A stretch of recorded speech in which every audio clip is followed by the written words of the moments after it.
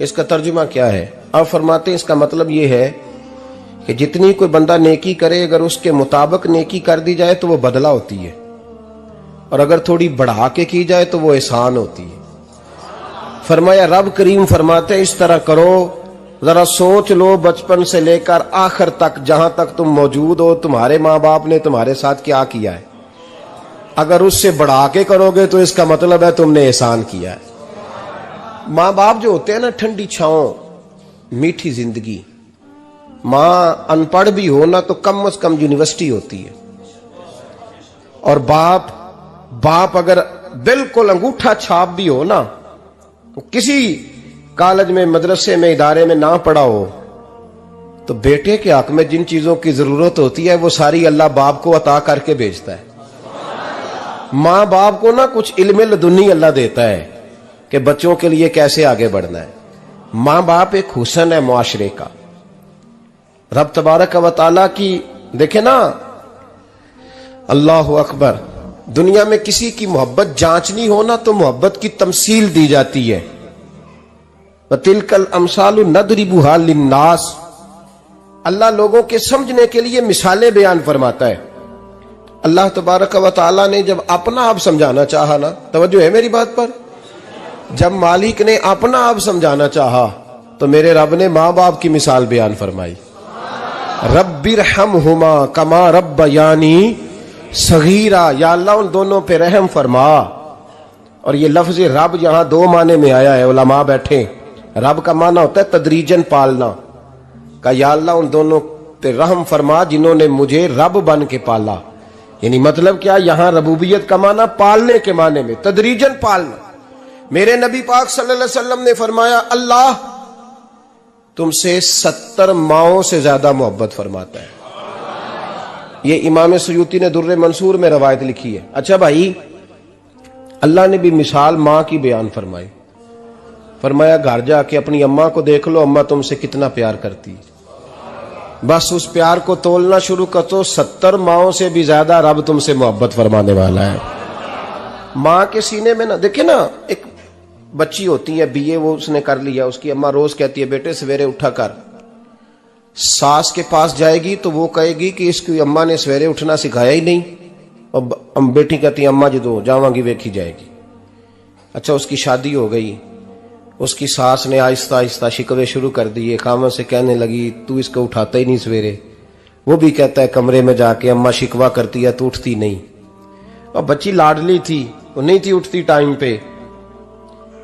जिंदगी के 22 साल 23 साल वो सवेरे नहीं उठी, वक्त पे नहीं उठी, मिसाल दे रहा हूं। फिर उसी बेटी को अल्लाह ने एक बेटा अता कर दिया। सुबह 100 आवाज उसकी अम्मा देती थी पर उसकी आंख नहीं खुलती थी, लेकिन उसी बेटी का बेटा सहरी के वक्त हल्का सा रोता है। सारी दुनिया सोई है पर अम्मा उसकी फटाफट जागती है, फटाफट जागती है। एक आदमी था तो उसकी बीवी इंतकाल कर गई और उसने तलाक दे दी। 10-11 साल का उसका बेटा था, उसने दूसरी शादी कर ली। एक दिन अपने बेटे से कहने लगा बेटे वो सगी अम्मा ठीक थी या ये वाली ठीक है? तो बेटा कहने लगा अब्बा जी ये ठीक है, वो सगी अम्मी झूठ बड़े बोलती थी, सगी अम्मी झूठ बड़े बोलती थी, झूठी थी, ये सच्ची है। उसने कहा बेवकूफ तेरी मां झूठी थी। उसने कहा अब्बा बड़ी। कहा किस तरह? कहने लगा अब्बा जी मैं ना, कभी आपको पता मैं शरारती हूं, कभी मैं शरारत करता था ना, कोई बर्तन तोड़ देता था तो मेरी सगी अम्मा मुझे थप्पड़ मार के बाहर निकालती थी, कहती थी मैं ताला लगाऊंगी बावर्ची खाने को, तुझे सारी रात रोटी नहीं देनी, तू आज भूखा ही रहेगा। बिल्कुल नहीं देना, सारी रात नहीं देना। बड़े दावे करती थी, कस्में उठाती थी, पर बड़ी झूठी थी। आधा घंटा भी नहीं गुजरता था तो गलियों में मुझे ढूंढने लग जाती थी, ढूंढ के लाती थी, ढूंढ के, और ला के ना तो गलती मेरी होती थी, रोना मेरी अम्मा शुरू कर देती थी, वे ओए मैनू ना सताया कर वे पुत्रा।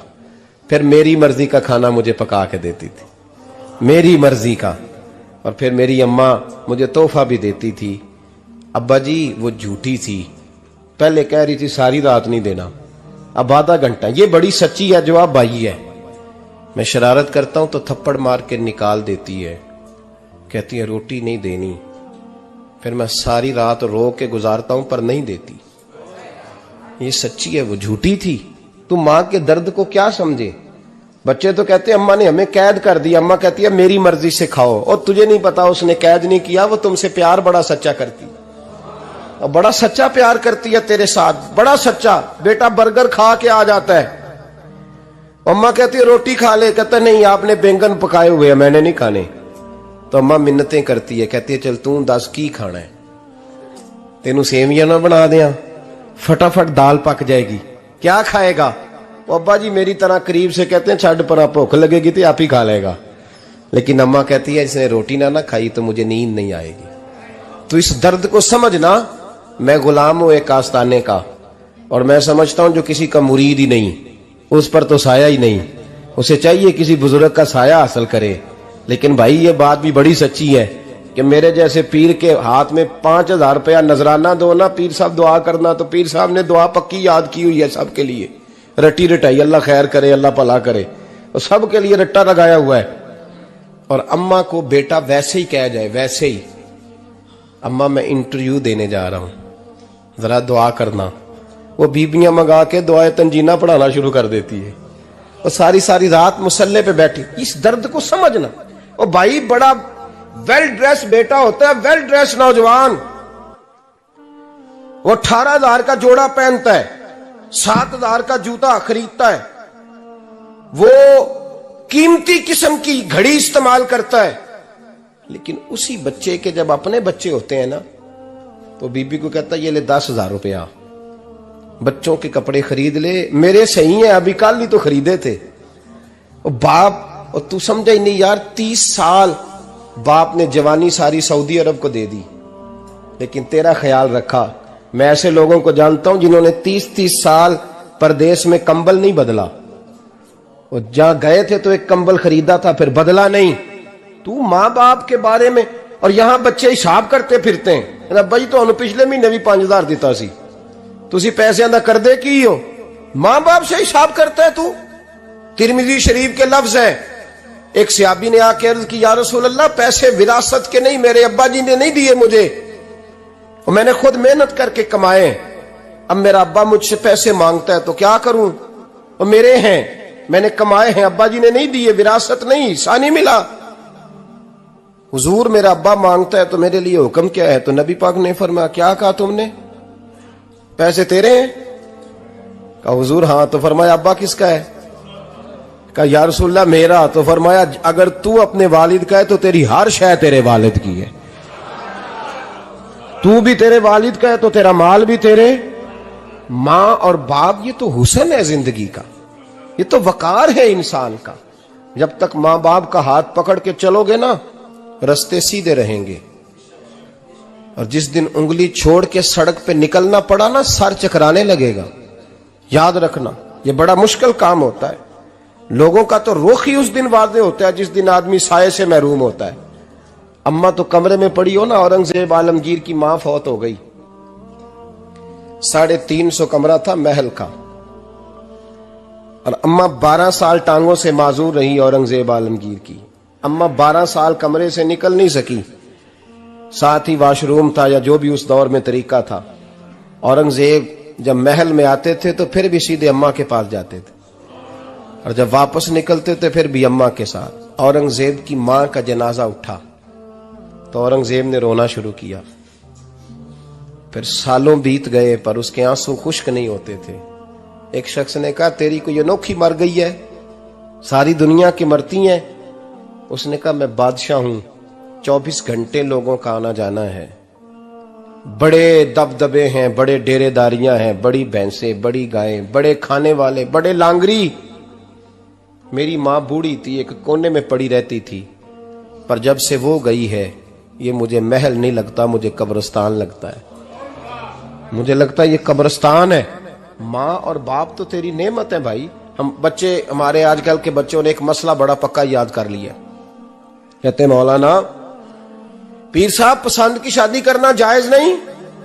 मैं कहता हूं साहब और भी बड़ी चीजें जायज है, सिर्फ एक ही शय जायज रह गई है।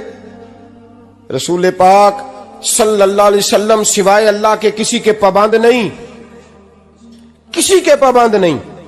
पर जनाब सैयदा खतीजतुल कुबरा रदी अल्लाह ताला अन्हा ने पैगामे निकाह दिया, या रसूलल्लाह मैं शादी करना चाहती हूँ, हुजूर किसी के पाबंद नहीं। पर मेरे महबूब ने फरमाया मेरा चचा मेरे वालिद की जगह है, मैं अपने चाचा से पूछ के तुम्हें जवाब दूंगा। यह है पसंद की शादी जो मेरे नबी ने बयान फरमाई है। तू सारा कुछ क्रॉस कर करके गुजर जाता है। यहां तो हाल यह है कि पालने वाला कोई और साये में बैठने वाला, बाग तेरे दी कर कर राखी मैं सारी उम्र गुजारी, तो जदों ये फल पकन ते आया ते लै गए होर व्यापारी। और बेटा गुजरता है अम्मा के दरवाजे के आगे से, अम्मा के दरवाजे के आगे बेटा अमरूद लेके आया है 6 किलो। तवज्जो है मेरी बात पर? इधर देखें जी, छोड़े थोड़ी देर हमारी सुने। वो अमरूद लेके आया 5-6 किलो, तो अम्मा के दरवाजे के करीब से गुजर गया रात को। तो कमाई खाने का टाइम आया ना, तो गुजर गया। तो वो वजीर आजम से डरता है ना, तो जाके बीबी से कहता है बीबी के हकूक देना भी रसूलुल्लाह की सुन्नत है। लेकिन ये क्या बात हुई, तूने बीवी और मां का मुकाबला शुरू करा दिया? समझ तो सही, ये तेरे लिए काबे की जगह है और तू बीवी के लिए काबे की जगह है। उसे भी समझना चाहिए, गौर करना चाहिए। 5 किलो अमरूद लेके तो मां के कमरे के करीब से गुजर गया है। बीबी को जाके कहता है चल आधा किलो अम्मा को भी दे आ, उसके कौन से दांत हैं। तो प्लेट में डाल के वो लाई है। तू समझा ही नहीं, तूने गौर ही नहीं किया। बंदा तो वो ठीक नहीं था, नेपोलियन। पर किसी ने उससे पूछा था बता जिंदगी में पैसे लेने का मजा कब आया? उसने कहा कि मुझे मजा तब आता था कि मैं अपनी सारी कमाई ला के अपनी अम्मा के हाथ पे रखता था, और फिर जब मैं अपनी मां से थोड़ा थोड़ा खर्चा लेता था ना, थोड़ा थोड़ा, तवज्जो है मेरी बात पे? अम्मा जी 10 रुपए दे आज, कहते जब मैं थोड़ा थोड़ा खर्चा लेता था ना, तो मुझे यूं लगता था जैसे मैं बादशाह वक्त के सामने खड़ा हूं और वो खजाने का मुंह खोल खोल के मुझे देता जा रहा है। तू इस जायके को समझ तो सही भाई, तू इसको समझ तो सही भाई। याद रखें और गौर करें, मां और बाप।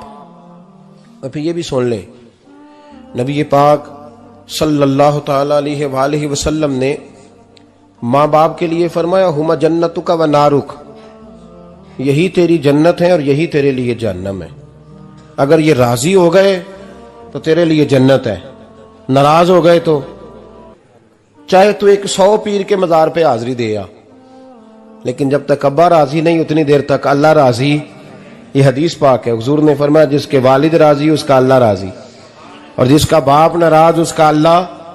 हाँ बेशक, अब ये हदीस है ना, तो सारे वली एक तरफ बैठ जाएं, कहें या अल्लाह बख्श दे मुरीद को, लेकिन अगर अब्बा कहे या अल्लाह ना माफ करना, तो अल्लाह उन औलिया की नहीं मानता, वालिद की मानता है। इसलिए बुल्ले शाह आसमानी उड्डियां पढ़ना है, जेड़ा घर बैठा उन्होंने पढ़िया ही नहीं। भाई याद रखो, मां बाप से प्यार करो, इनकी खिदमत करो, इनके पास बैठा करो, और मां बाप को टाइम दें, वक्त दें, चंद घड़ियां उनके पास बैठें। आप यकीन करें, अब्बा जी से आप मशवरा कर ले, सिर्फ मशवरा, मर्जी बेशक अपनी करें, लेकिन उस मशवरे में आपको इतना साया मिलेगा कि जिंदगी में कभी नाकामी नहीं होगी। पर असी सज्जन दी मननी, अब्बे दी नहीं मननी। तो फटे पे जो नलायक हमारी तरह का बैठा है उससे मशवरा लेना है, वालिद से नहीं लेना। बाप के पास बैठे, उससे मशवरा लें। मेरे अब्बा जी किसान थे,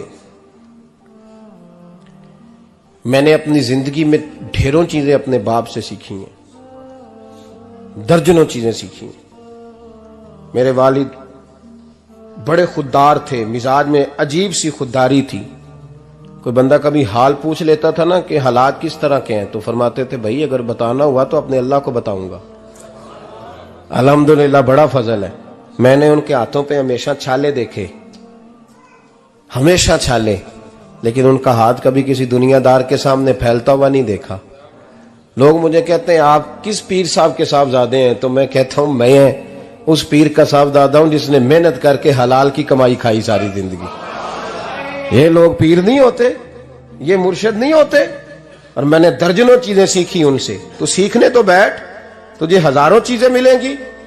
भाई अपनी जिंदगी में माँ बाप की तरफ देखो, सबसे जरूरी काम है इन्हें वक्त दो। अम्मा के ओ भाई बड़ा मुश्किल है दुनियादारों से तारीफ कराना, ते अम्मा दे कोल ते एवं 2 मिनट राती बईए ना आखी अम्मा पैर कटे ना रजाई चो तेरे घुट छड़ा, ते अम्मा कहती जा मेरा पुत्र थकिया आया तू सो जाके, मैं कदों काम लगी सा, मैं कदों हल वाहन डई सा, जा सो जा जाके। बस ये कार्रवाई है। तूने 2 मिनट के लिए कह दिया, सवेरे पूरे मोहल्ले में तेरी अम्मा कहेगी अल्लाह मेरे पुत्र वर्गा पुत्र सारिਆਂ ਨੂੰ दे। राती आउंदा है ते मैनू घुट के सौंदा है, अल्लाह घुटिया कोई नहीं सुया भी कार्रवाई पाई सू, लेकिन वो सबको बताती है। तो भाई इतनी कीमती चीज और तू छोड़ के मैं अभी जलसे से देर से आता था ना, अब तो जाता नहीं ज्यादा जगहों पे, कोशिश करता हूं कि चलो माहौल के मुताबिक, थोड़ा खुश्क आदमी हूं तो हर जगह सेट नहीं हो पाता, इसलिए कम जाता हूं। तो कभी रात को आते थे ना देर से, मेरी अम्मा जी शुगर की मरीज थी, तो मैं छोटे भाई को फोन करता था कि अम्मा जी सो गए, कहते सो गए। मैं कहता था कि तू ना इस तरह कर, नीचे आ जा, 2 बज गए, वो शुगर की मरीज है, आंख खुल जाए ना तो दोबारा लगती नहीं बुजुर्गों की, तो तू दरवाजा खोल दे, अंदर दस्तक दी तो दिक्कत होगी। तो मैं जूते उतार के अंदर दाखिल होता था, तो पहला कदम रखता था तो मेरी अम्मा बोल पड़ती थी पुत्र आ गए, आ गए। ओ भाई तू इस दर्द को समझना, कोई तुझे मिलेगा, कोई मिलेगा तुझे ऐसा।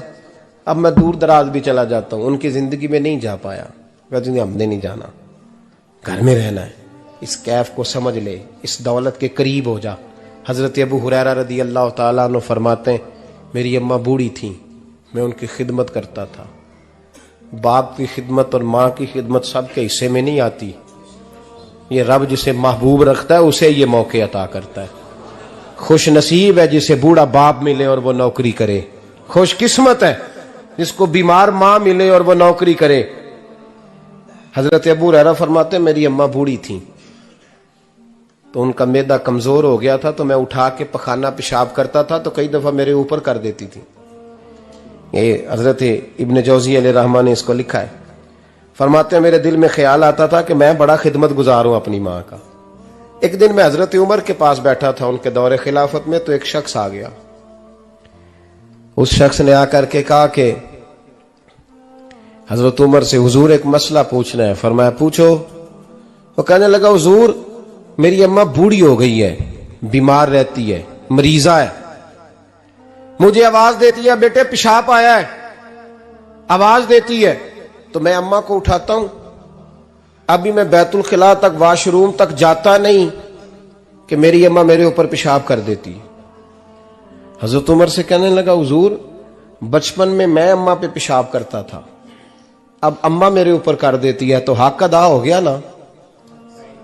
हजरत अबू हुरैरा कहते जब उसने सवाल पूछा तो मेरे भी कान खड़े हो गए। मैंने कहा ये तो मेरे वाला मसला पूछ रहा है, मेरे वाला मसला पूछ रहा है। मेरे पास एक दोस्त जुमा पढ़ने आते हैं बड़ी दूर से, मुझे कहने लगे हजरत साहब जदों भी मैं आउना ना तुसी मेरी ही गल छेड़ देंदे हो, वो जो बात होती है ना बिल्कुल मेरी ही होती है। मैंने कहा नहीं यार जो मैं कर रहा होता हूं वो मेरी भी होती है, वो सारे मुआशरे की होती है। हमें लगता है कि मेरी हो रही है, हालांकि वो बात हमारी सबकी मुश्तरका होती है। सुन ले और याद रख लें। हजरत अबू हुरैरा फरमाते मेरे कान खड़े हो गए। मैंने कहा इसने तो मेरी बात पूछनी शुरू कर दी। हजरत फारूक आजम से कहने लगा हुजूर बचपन में मैं अम्मा पे पेशाब करता था, वो मेरे ऊपर कर देती है, तो हक अदा हो गया। हजरत उमर कहने लगे नहीं कोई नहीं हुआ। उसने कहा हुजूर मुझे समझाएं, वो सारे काम जो मैं अम्मा के साथ करता था अम्मा मेरे साथ करती है, तो क्यों नहीं हुआ। हजरत उमर कहने लगे भाई पेशाब तो तू भी अम्मा पे करता था और अम्मा भी तेरे ऊपर करती है, पर तेरी और तेरी माँ की सोच में बड़ा फर्क है। उसने कहा हुजूर किस तरह, तो क्या जवाब है सैयदना फारूक आजम का, लौ काना नबिय्यम बाद लकाना उमर इब्न खत्ताब। क्या जवाब है। हजरत उमर फरमाने लगे तेरी और तेरी माँ की सोच में बड़ा फर्क है। कहा हुजूर किस तरह। फरमाया जब तेरी अम्मा तेरे ऊपर पेशाब करती है ना तो तू दुआ करता है कि या अल्लाह बूढ़ी हो गई है इसे पर्दा दे दे, और जब तू अपनी अम्मा पे पेशाब करता था तो वो दुआ करती थी या अल्लाह मेरे लाल को लंबी जिंदगी अता फरमा। फरमाया ये तेरा और उसका फर्क है, तू पर्दे की दुआएं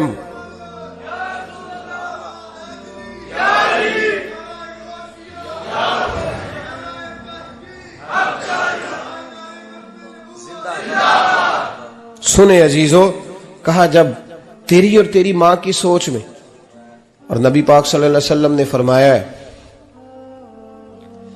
जितने भी गुनाह इंसान करता है ना, अल्लाह करीम सजा को रोक देता है, कयामत में सजा देगा।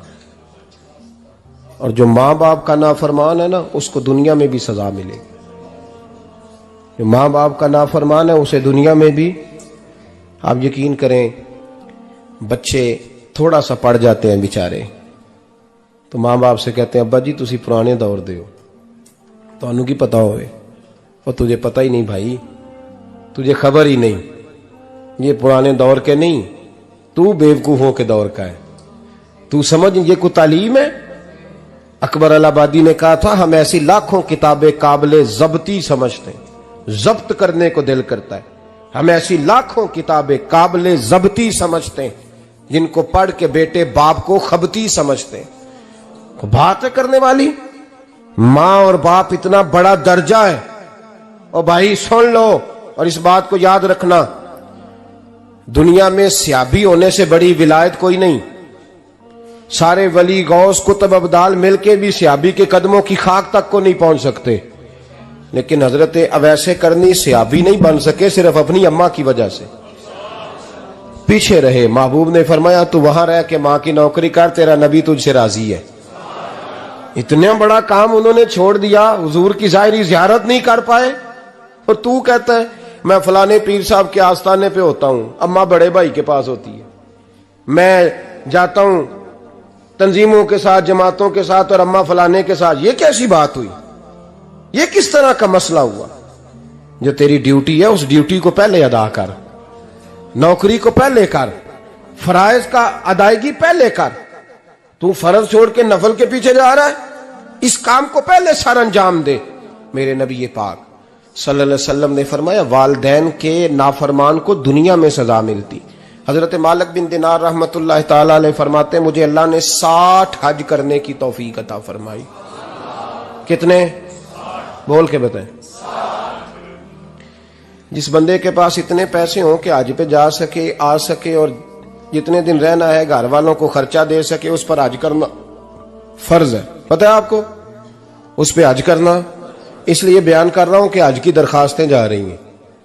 हम पता क्या कहते हैं? हम कहते हैं बच्चे बड़े होंगे, शादी करूंगा फिर जाऊंगा। ये किसने फतवा दिया है? ये किससे आपने पूछा है? वो जब बड़े होंगे उनकी शादी की चीज उस वक्त आप पे फर्ज होगी। अभी जो फर्ज है उसको अदा करें। और ये तिरमिजी शरीफ की हदीस है, याद रख लें। नबी पाक सल्लल्लाहु अलैहि वसल्लम ने फरमाया जिस पर हज फर्ज था उसने किया नहीं, बगैर हज किए मर गया, या यहूदी होके मरेगा या ईसाई होके मरेगा। इतना बड़ा हुक्म है हज के हवाले से, लेकिन लोग इंतजार करते रहते हैं पता नहीं किस चीज का। जब आपको अल्लाह मौका दे, हिम्मत दे, तो पहली फुर्सत में ये फरीजा अदा करें, ये जरूरी काम है। हजरत मालिक बिन दिनार फरमाते मैंने 60 हज किए।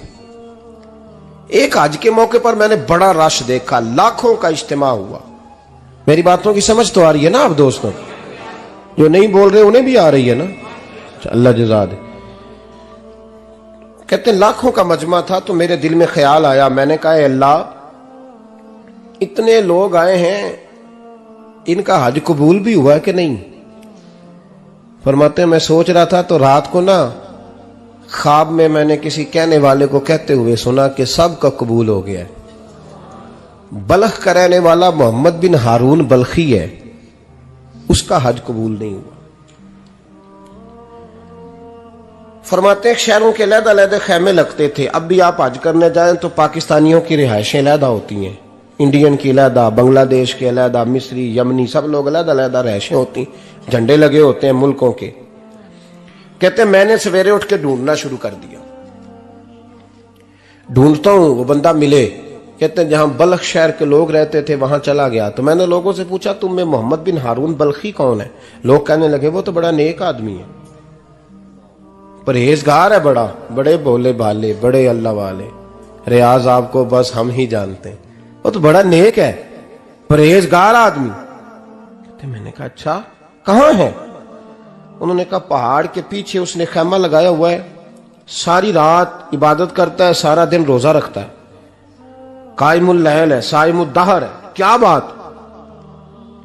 फरमाते हैं मैं उन लोगों की बात सुन के हैरान हो गया कि मुझे क्या बताया गया, ये क्या कह रहे हैं। फरमाते हैं मैं पहाड़ के पीछे गया। हजरत मालिक बिन दिनार अलैहिर्रहमा फरमाते हैं जब मैं वहां पहुंचा तो मैंने उस शख्स को मुसल्ले पे बैठे देखा। कसरत इबादत के आसार उसके वजूद पर नजर आ रहे थे। सीधा बाजू उसका कटा हुआ था। फरमाते 2 रकते मुकम्मल करके ना मैंने उससे अस्सलामु अलैकुम कहा तो मुझे कहने लगा वालेकुम अस्सलाम, आप मालिक बिन दिनार हैं। मैंने कहा बड़ी इसकी फिरासत है। फरमाते फिर उसने ठंडी सांस ली, कहने लगा आपको ख्वाब आई होगी कि मेरा हज कबूल नहीं हुआ। फरमाते हैं मुझ पर और बिजली गिरी कि क्या कह रहा। फरमाते मैंने कहा यार लोग भी तेरी तारीफ कर रहे हैं और तेरी बसीरत भी बड़ी है, तो ये माजरा क्या है। कहने लगा आप ना पूछें। ये कह के उसने रोना शुरू किया, देर तक रोता रहा। मैंने कहा नहीं यार तू बता। कहने लगा नहीं आप ना पूछें, आप नाराज होंगे। मैंने कहा मैं नहीं होता, तू बोल ना। कहने लगा हुजूर 24 साल हो गए मुझे हज करते हुए, 24वां हज है मेरा, और हर साल कोई अल्लाह का वली आके बताता है कि जा चला जा तेरा कोई नहीं कबूल हुआ। बेपरवाही वेख सज्जन दी जिथे किसे दी पेश ना जावे, ओने ताजा वाले दर दर रोले ते मंगते तख्त बिठावे। आजम किसे नु कारा मिलदा ही कोई काबे खाली आवे। कहते हैं उसने मुझे कहा हुजूर 24वां हज है, हर साल कोई बताता है। मैंने कहा तेरी गलती। कहने लगा मैं अपनी मां का नाफरमान। मैंने कहा वाकया क्या हुआ। कहने लगा हजरत अल्लाह ने मुझे दौलत दी, माल दिया, जमीनें दी तो मैं अय्याश हो गया। आप यकीन करें अल्लाह लोगों को माल देता है तो वो समझते हैं मेरी चालाकी से आया है, मैं तेज बड़ा था इसलिए आया है। नाफरमान होते हैं। लेकिन जो रब लेना जानता है, देना जानता है, वो लेना भी। वारस शाह मान करी ना वारसां, रब बेवारसा करके मार दई। लोग बड़े स्मार्ट बन जाते हैं, उनकी गुफ्तगू में बड़ा तकब्बुर होता है, उनके निगाहों के अंदाज में बड़े, वो कहते हैं ओहो सब लोग बेवकूफ हैं, सिर्फ मैं सियाना हूं, काम जो सही चल रहा है। ओ भाई 1 मिनट लगता है इंसान को बादशाह से फकीर होने में। एक इमाम मालिक रहमतुल्लाह अलैह बैठे थे तो हारून रशीद आपसे कहने लगा इमाम अबू मालिक से, हजरत बताएं इस वक्त अल्लाह क्या कर रहा है। आप फरमाने लगे यार तू बड़े मोटे दिमाग का है, किस तरह के सवाल पूछता है। बादशाह था ना, कहा नहीं आप बताएं। तो इमाम मालिक फरमाने लगे तू तख्त पे बैठ के सवाल पूछता रहता है और मैं नीचे बैठ के जवाब देता रहता हूं, नीचे आ फिर बताता हूं। उसने कहा जनाब बताएं। फरमाने लगे तू सवाली है ना, तो तू नीचे बैठ और मैं ऊपर बैठता हूं। क्या जनाब आ जाए। हारून रशीद नीचे आ गया, इमाम मालिक तख्त पे बैठ गए। फरमाने लगे अब बता क्या पूछ रहा था। कहने लगा हुजूर पूछा था अल्लाह इस वक्त क्या कर रहा है।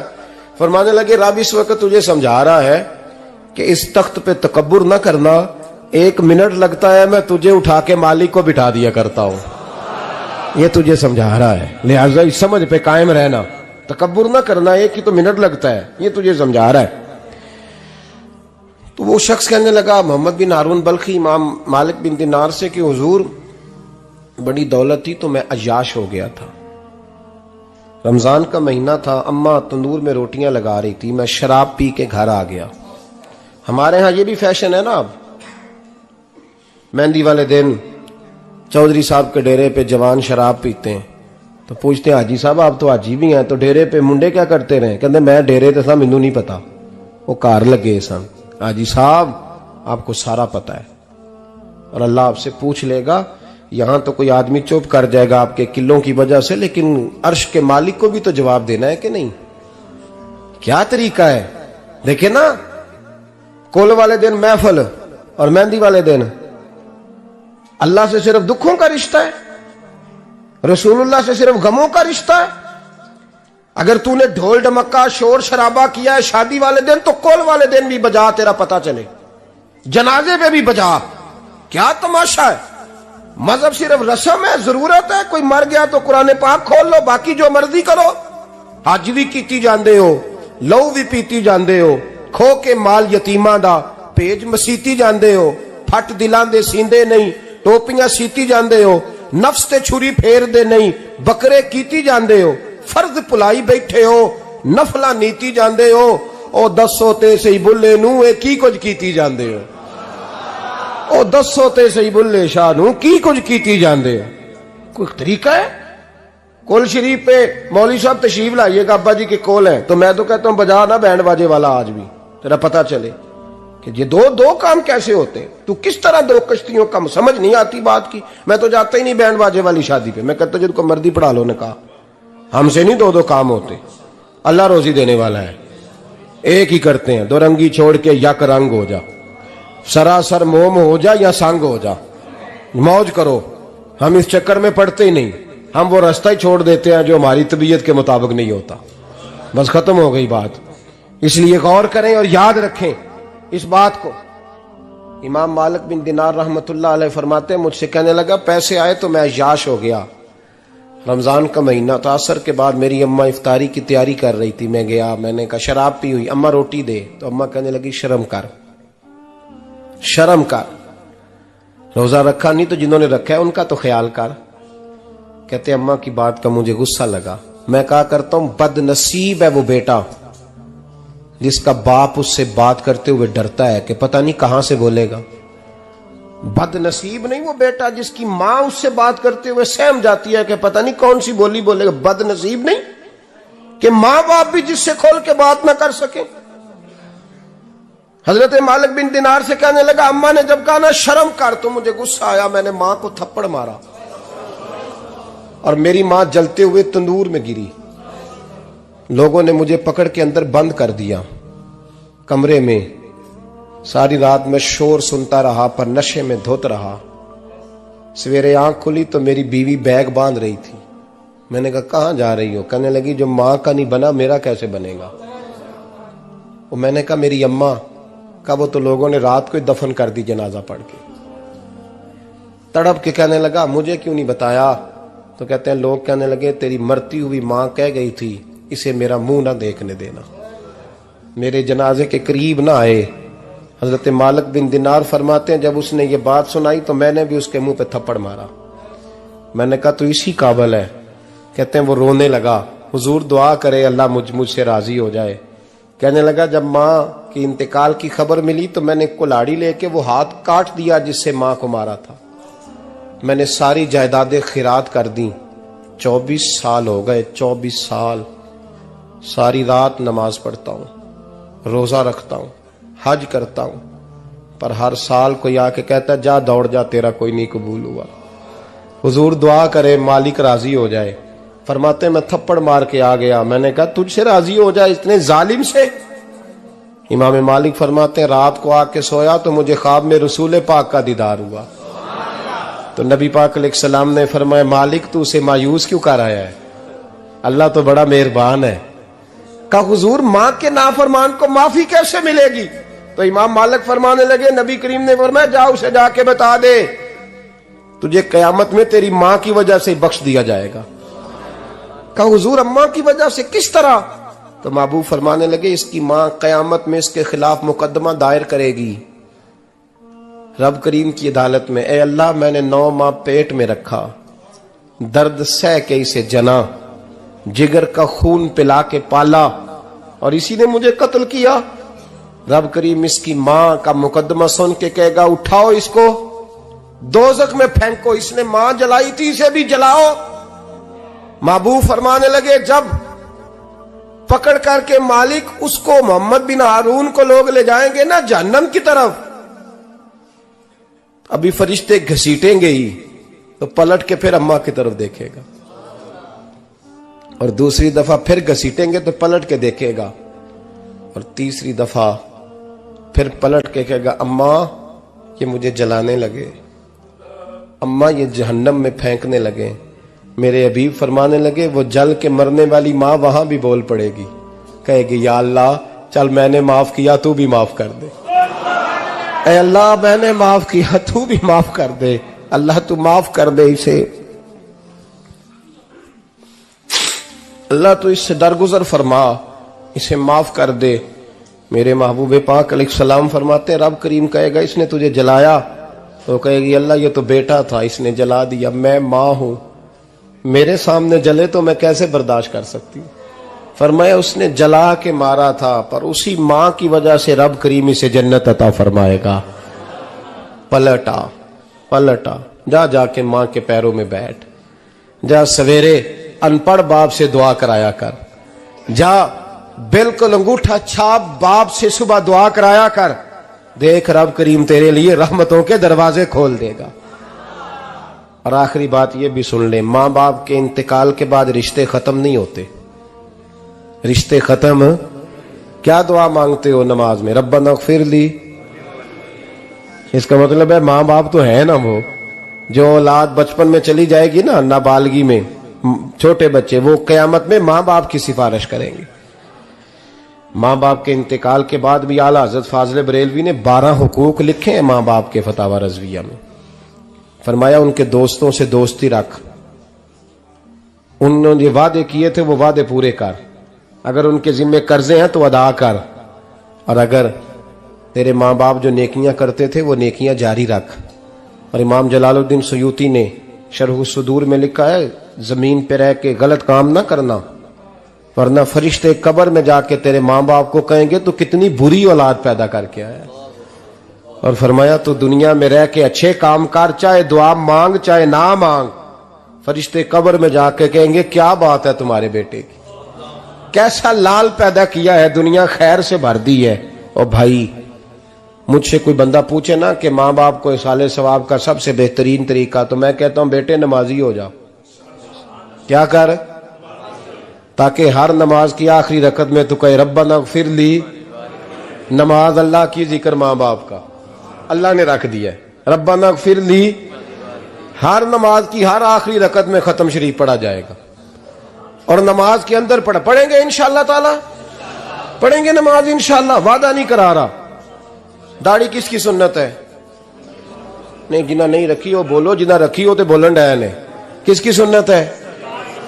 तो सरकार के गुलामों ने रखनी है, किसी और ने रखनी है? गुलाम कहते हैं अभी हम नेक ही नहीं, नेक होंगे तो रखेंगे।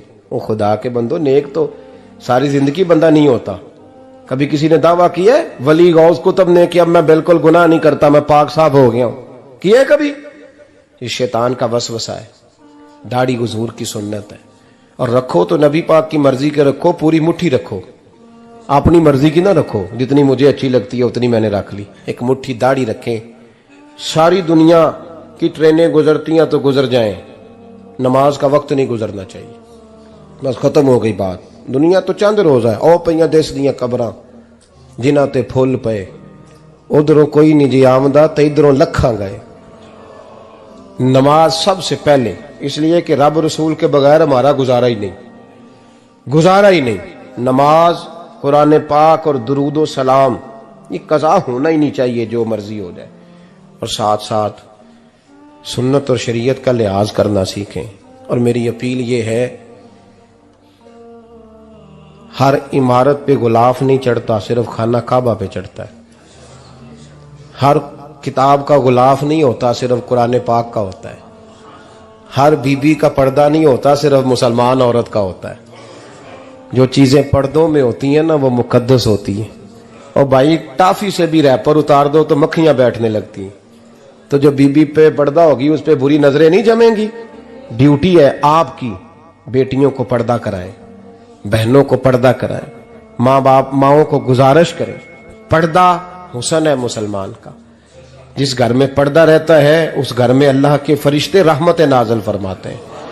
ये कोई फैशन, कोई तरीका, कोई मतलब ही नहीं इन चीजों का। बापर्दा करें अपने घरों को।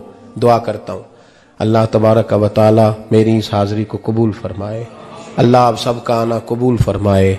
और जो कुछ मैंने कहा अल्लाह तबारक व तआला हमारे दिलों में, हमारी रूहों में इस जज्बे को जागुज़ी फरमाए। आखिर दावाना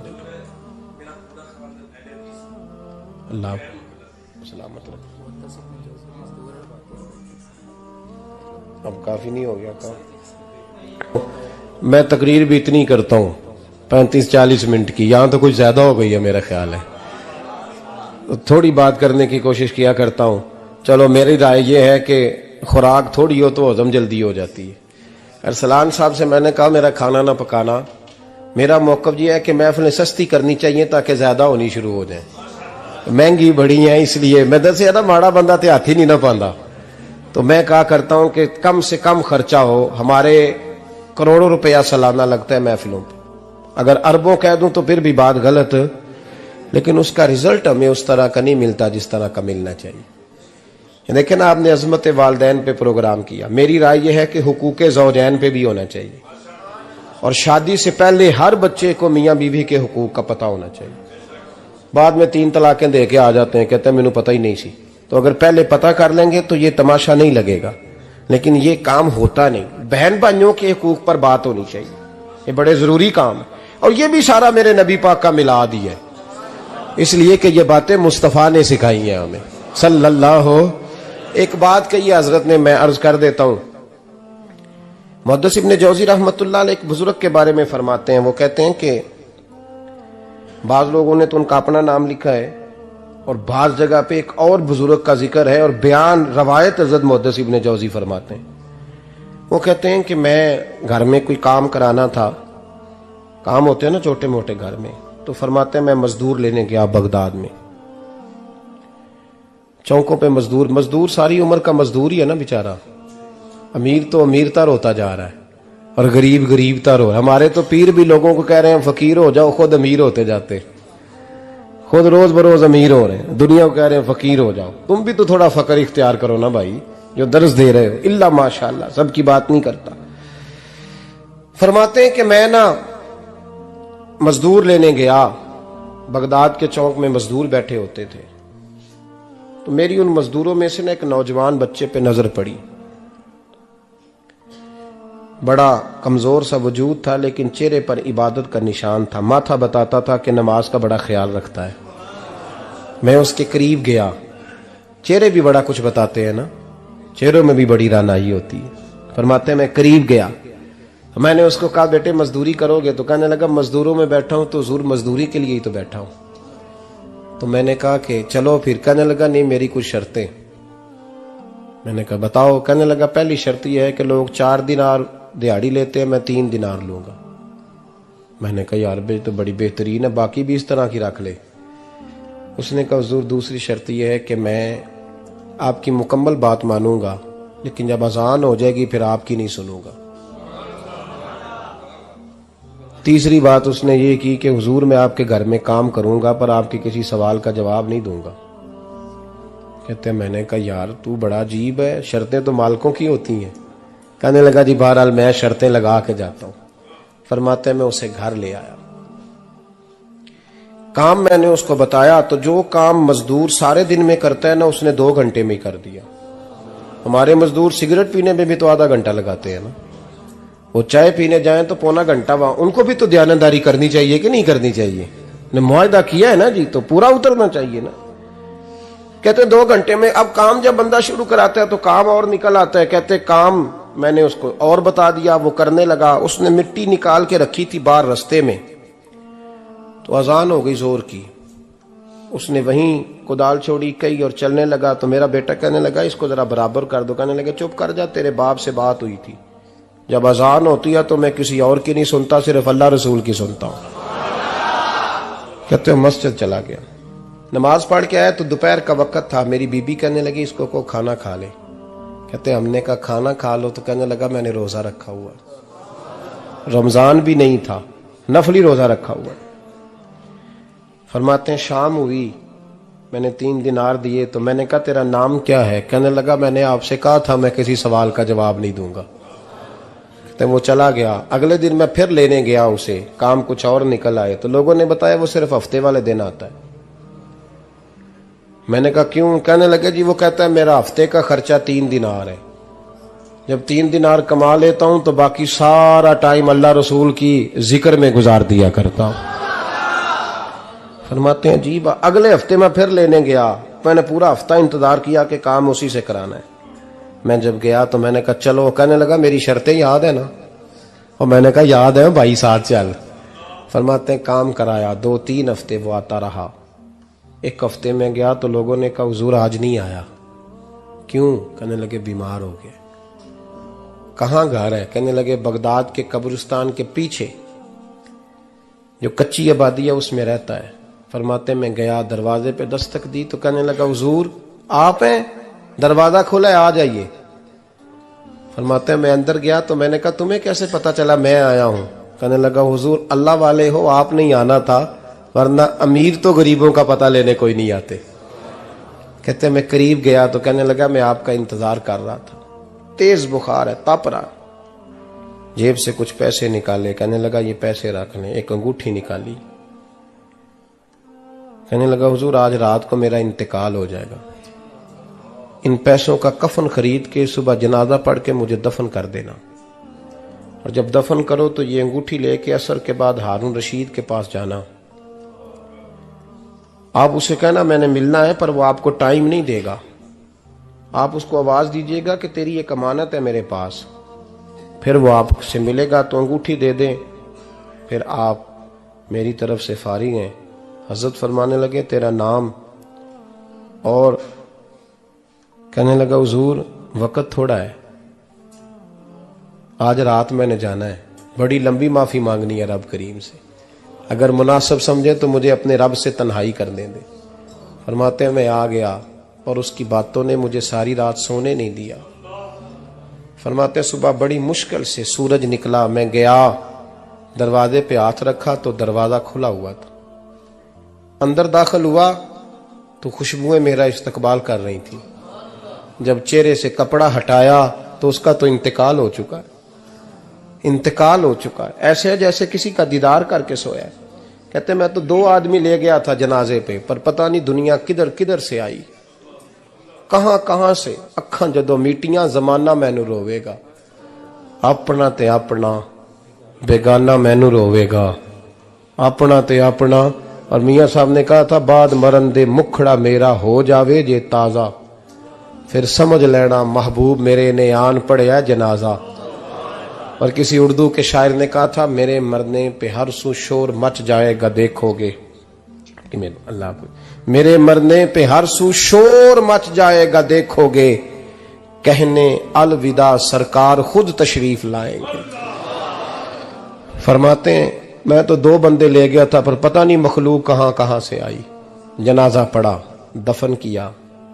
हारून रशीद के पास में असर के बाद गया, मैंने बुलाना चाहा पर बादशाह था, मेरी तरफ देखा ही नहीं।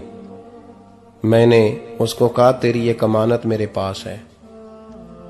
फरमाते हैं वो मुझे कोने पे ले गया, क्या बात है, कमरे में बुलाया, मैंने अंगूठी दी। हारून रशीद तो चीखे मारने लगा, कहने लगा अंगूठी वाला कहाँ है? मैंने कहा वो तो इंतकाल कर गया। कहने लगा मुझे कब्र पे ले चल। कहते मैं कब्र पे लाया तो वो लेट गया, तड़प के रोने लगा। मैंने कहा मेरा कलेजा फट जाएगा, ना उसने कुछ बताया ना तूने बताया, ये कौन था? तो हारून रशीद कहने लगा ये मेरा बेटा था। मैंने कहा तेरा बेटा और मजदूर? कहने लगा हुजूर ये हजरत दाऊद ताई के पास बैठा करता था, उनका मुरीद था, मुझे रोज कहता था अब्बा तूने बड़ी दुनिया इकट्ठी कर ली है, मरते वक्त तुझसे टांगे समेटी नहीं जाएंगी, इतना हिसाब नहीं तू दे सकेगा। मैं इसको समझा देता, इसकी अम्मा समझा देती। ये रोज हमें कहता छोड़ दो, आ जाओ अल्लाह रसूल की बारगाह में झुक जाएं, हम समझ। एक दिन ये चला गया, कहने लगा फिर तुम्हारा रास्ता और है और मेरा रास्ता और है। ये सोने की अंगूठी गलती से इसके पास रह गई थी, गलती से हीरे की अंगूठी चली गई। कहने लगा देखो मेरे बेटे ने आज वो भी वापस कर दी है। फिर तड़प के कहने लगा हारून रशीद था तो ये मेरा बेटा, पर मेरा मुर्शद निकला, मेरा पीर निकला। भाई जिंदगी तो बड़ी थोड़ी है ना। बाबा साहब ने कहा था उठ फरीदा सुत्या, और दाढ़ी आ गया ही पूर, अग्गा नेड़े आ गया, पिछा रह गया ही दूर। उठ फरीदा सुत्या खलकत वेखन जा, मते कोई मिल जाई बख्शिया ते तू भी बख्शिया जा। उठ फरीदा सुत्या झाड़ू दे मसीत, तू सुते रब जागदा तेरी डाडे नाल परीत। मेरा रब हमें भी अपनी बारगाह में कबूल फरमाए। आखिर दावाना अनिल हम्दुलिल्लाह। हुजूर मेरे तो सारी बाहर आप से है, हुजूर मेरे तो सारी सारी बाहर आप से है। मैं बेकरार था मेरा करार आप से है। हुजूर मेरे तो सारी कहाँ बोलज़े मदीना कहाँ मेरी हस्ती सानू अपनी राह विच सुल्ताना